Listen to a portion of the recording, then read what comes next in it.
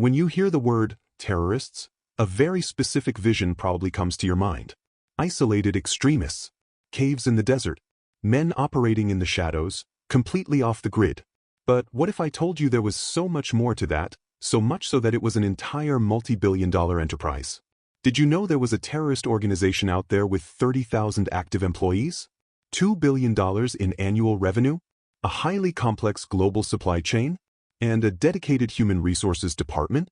Yes, this was ISIS in its absolute peak. At the height of its power, the image ISIS projected to the world was one of pure, unbridled chaos.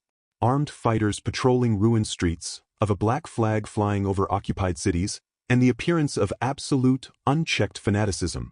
But have you ever wondered how they even funded all of this? How did they manage a network that spanned the globe?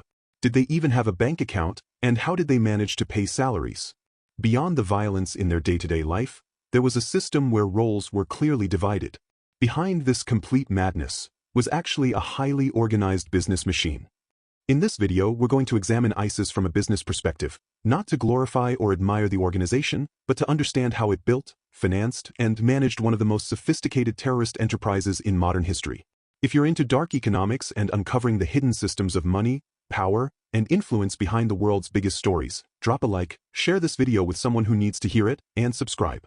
Since this is a brand new channel, I'm giving away a brand new iPhone 17 Pro Max to one of the first 10,000 subscribers, no matter where you are in the world. Now let's get into it. Let's ask the obvious, practical question. Who is actually paying for all of this? How do you fund a global terror network? The common myth is that there is a shadowy billionaire sitting in a mansion somewhere, writing massive checks and wiring money to the front lines. But if you analyze the economics of modern terrorism, that is simply not how it works anymore. Relying on a foreign sugar daddy is bad business. If that donor gets caught or changes his mind, the whole organization collapses. To survive, the world's most lethal terror networks had to evolve. They stopped acting like charities begging for donations, and they started acting like self-sustaining, aggressive business conglomerates. And no group in history mastered this business model quite like ISIS at its peak. Between 2014 and 2016, ISIS wasn't just an army, they were officially the wealthiest terrorist organization in human history, pulling in up to $2 to $3 million every single day. They operated on three primary business verticals. When ISIS swept across Iraq and Syria, they didn't burn the infrastructure down. They captured around 60% of Syria's oil fields and put them to work. They hired engineers, pumped crude oil, refined it, and sold it on the black market through smuggling pipelines. They were practically running an independent, illicit energy company that generated hundreds of millions of dollars. ISIS held physical territory in Syria and Iraq. They had a captive consumer market of roughly 8 million people. They essentially built a mafia tax agency. They levied income taxes on local businesses, taxed agricultural harvests like wheat and cotton, and even set up highway toll booths for commercial truck drivers. Shockingly, when Iraqi civil servants living in ISIS territory traveled to get their government paychecks, ISIS took a cut of their salaries at checkpoints when they drove back home. Finally, they treated human lives as high-margin transactions.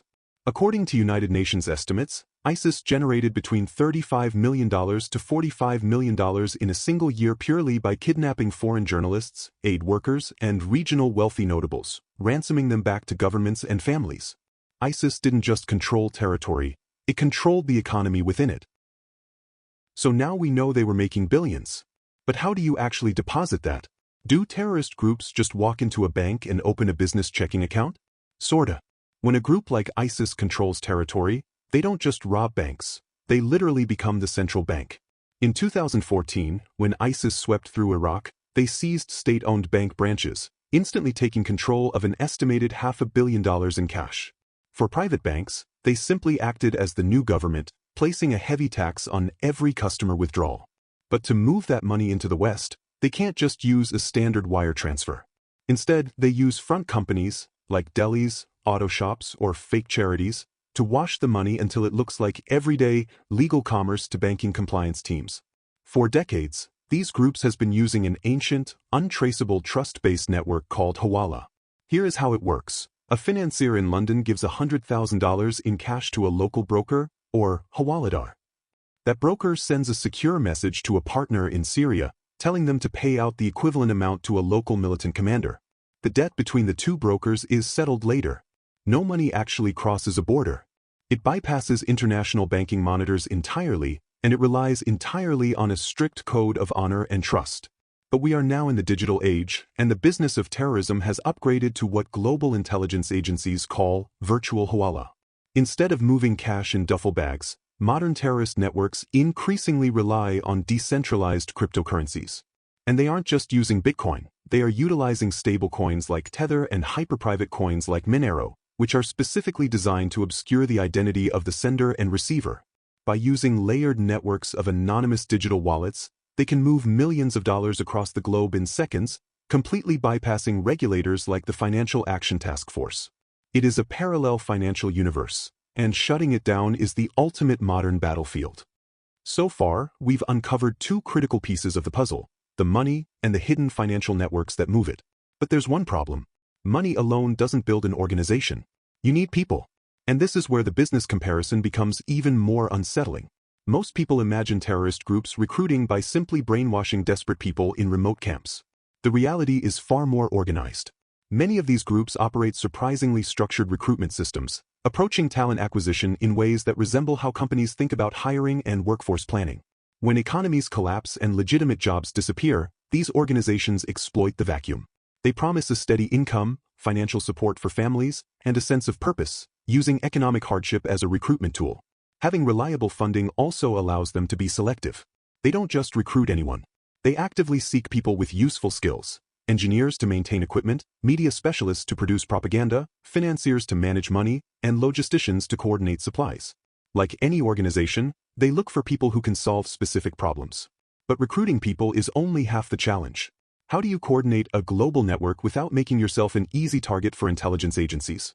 Instead of relying on traditional emails or centralized systems, these groups often use encrypted messaging platforms, anonymous accounts, and compartmentalized communication methods designed to reduce the chances of exposing the entire network if one individual is caught. The objective is simple: keep information moving while revealing as little as possible. So how do governments fight an organization built this way? The obvious answer is military force, but that's only part of the equation.